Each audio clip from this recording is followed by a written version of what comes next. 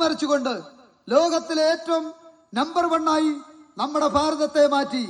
അതുകൊണ്ടാണല്ലോ സായിപ്പന്മാർ ഇവിടെ അവര് ഭരിക്കാൻ വന്നപ്പോ സായിപ്പന്മാര് ഇന്ത്യ വിട്ടുപോയപ്പോ സായിപ്പും മദാമയും പറഞ്ഞു ലോകത്തിലെ ഹോട്ട്സോൺ കൺട്രി ഈ കൊച്ചു മലയാള നാടാണ്. ആ ഹോട്ട്സോൺ കൺട്രി എന്ന് പറഞ്ഞത് മലയാളികളോ ഇന്ത്യക്കാരോ അല്ല, അതെല്ലാം വിദേശികളാണ് ഈ കൊച്ചു കേരളത്തെ ദൈവത്തിന്റെ സ്വന്തം നാട് എന്ന് അർത്ഥവത്തായി പറഞ്ഞ കാര്യം. അത് ഇപ്പോഴും നമ്മൾ നടക്കുകയല്ലേ എല്ലാ മേഖലകളിലും. കഴിയുന്ന പൊതുവിടങ്ങളാണ് നമ്മുടെ ഗ്രന്ഥശാലകൾ.